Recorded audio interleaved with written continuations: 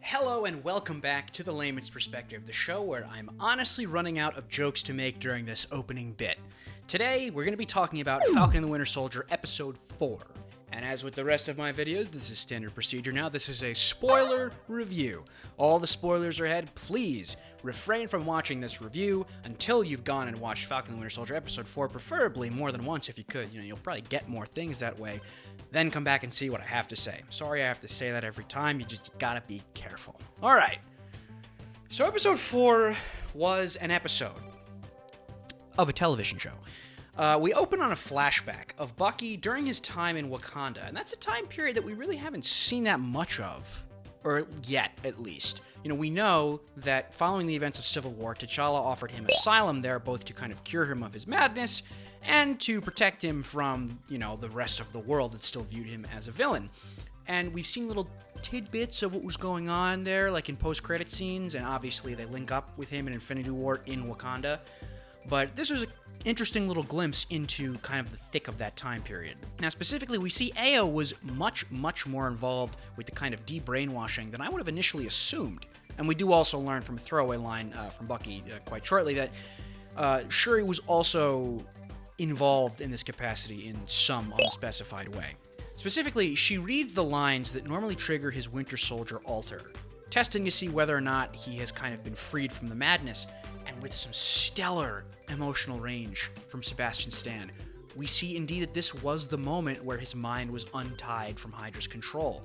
And oh my gosh, you guys, this was sad. Seeing Sebastian Stan cry like that hit me right in the feels, you guys. It was so moving. Marvel actors can act. Don't let anybody tell you otherwise. Now, what I found interesting in this scene, besides Sebastian Stan's just utter sex appeal, was that Ayo assures him if anything goes wrong, she wouldn't let him hurt anyone if he was to fly off the handle as the Winter Soldier. And between this and what Sam later kind of jabs Walker with in terms of, don't screw around with the Dora Milaje, this episode really did a great job of solidifying their reputation as top-tier warriors who you just do not with. We jump back to the present, right where the previous episode cut off, and we see that Ayo is none too pleased at all that Bucky released Zemo from prison. Bucky, stating that he is merely a means to an end, is only able to buy himself about 8 hours before the entire Dora Milaje come back, presumably to collect him and bring him back to Wakanda.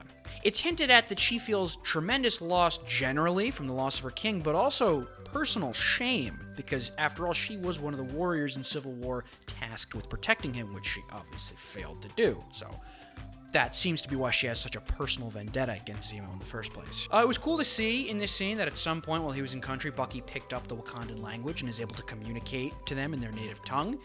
And also note here that once again, Bucky is referred to as the White Wolf, this time as a kind of leaving name as Ayo exits the scene.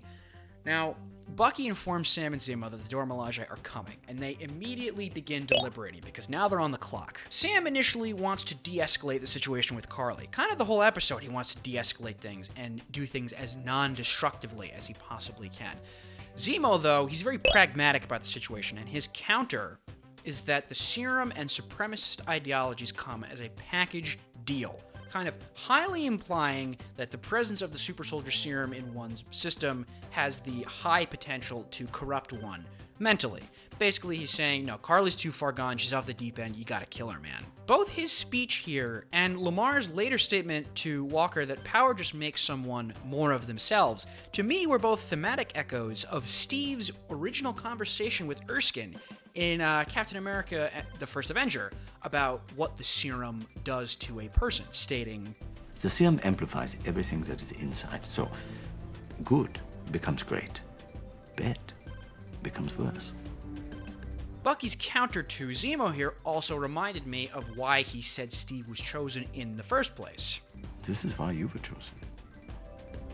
But a weak man knows the value of strength and knows compassion. But Zemo's ideology ultimately triumphs here because really, there only has been one Steve Rogers. Yes, obviously, Steve was incorruptible, but it's also fair to say that with him excluded, the people who get the serum generally end up taking a very dark path. The trio go into the resettlement camp that we saw in the previous episode, attempting to discern information on Donya's funeral in order to get to Carly.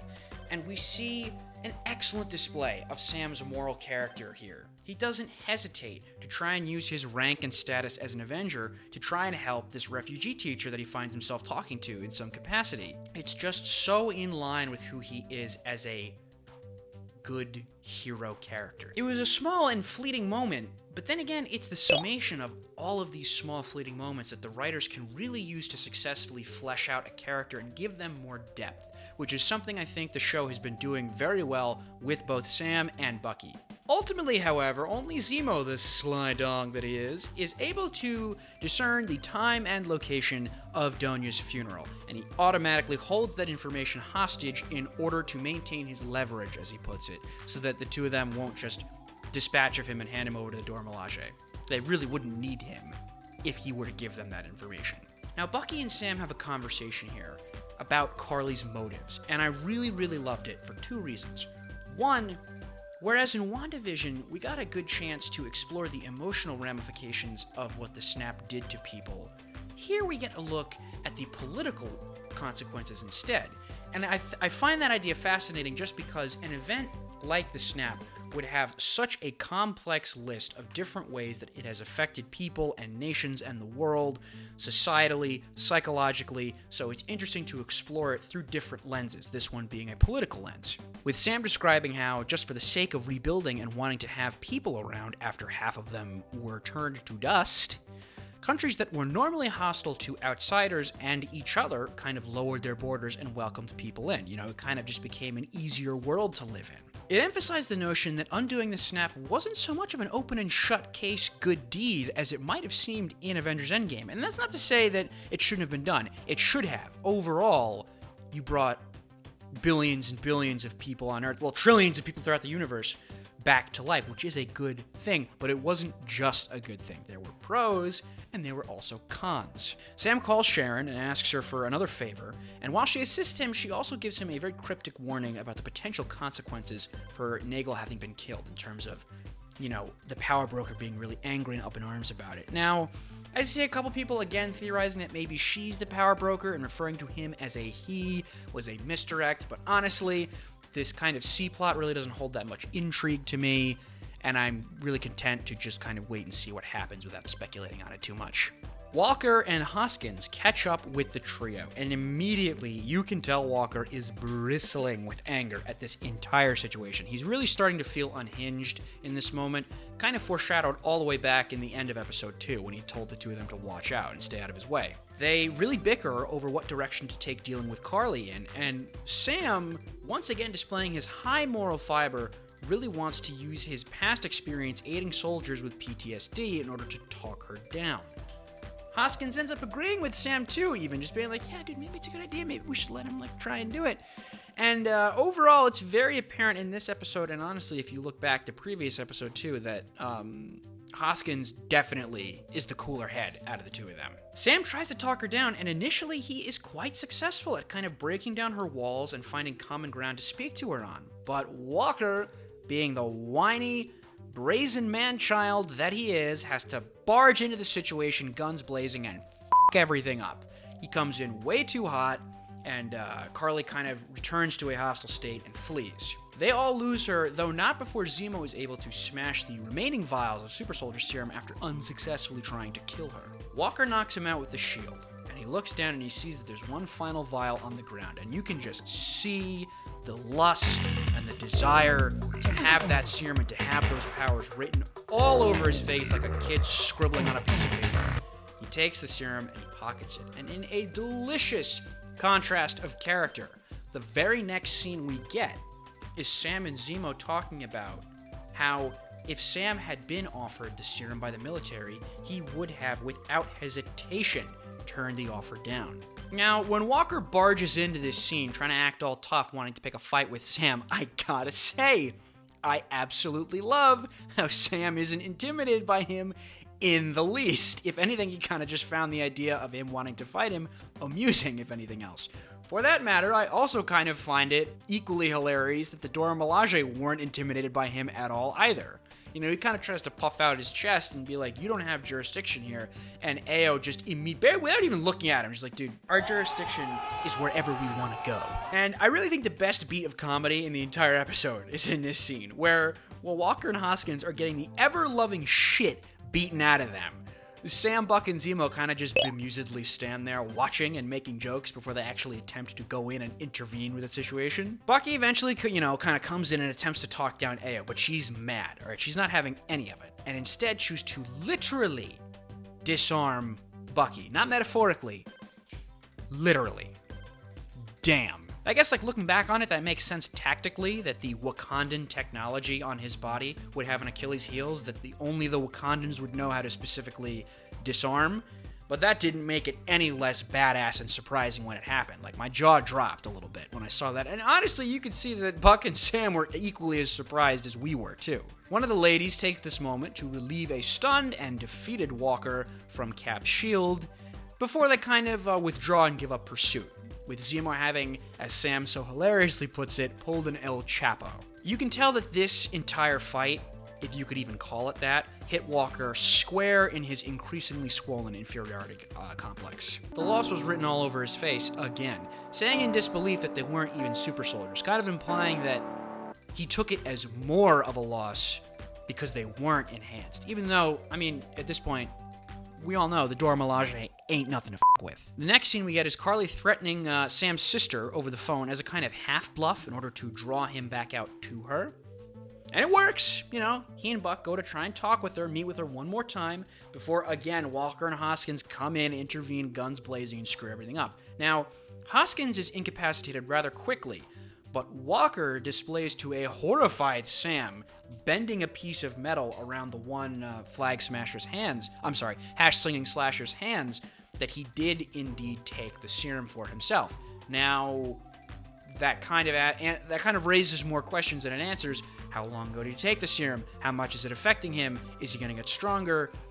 But I think it's pretty safe to say from that scene that he did at least take it some amount of time before that fight scene started, with him kind of taking on the other super soldiers with a new level of ease that he didn't have before. The three of them square off against a group of the soldiers, and I just gotta point out here, again, I love the contrast of character on display between Sam and Walker. Sam needs no serum in order to hold his own in this scene, and actually, if I think about it, I think he was the only one in that room fighting people who didn't have the super soldier serum in his blood.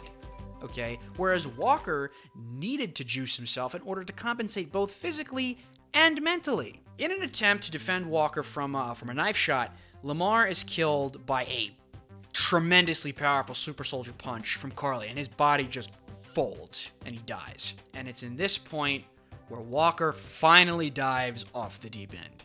He pursues one of the super soldiers into the town square before beating him to death in front of a crowd of horrified civilians, with the edge of Cap's shield. Even saying the sentence out loud, Cap's shield stained with blood, it just feels wrong to say.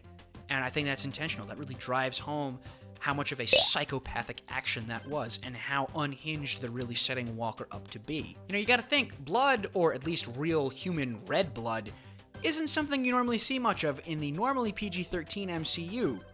And the story taking this darker turn is sure to turn a few heads in this week. I think a lot of people are going to be talking about that final shot of him holding the bloodstained shield. From a story perspective, don't get me wrong, I love it.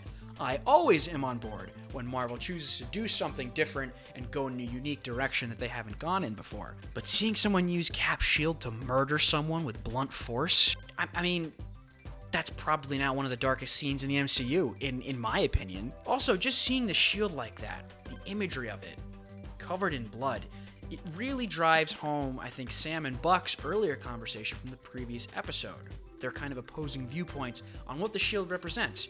Is the shield an icon of hope and salvation, or is it just another tool of war and bloodshed?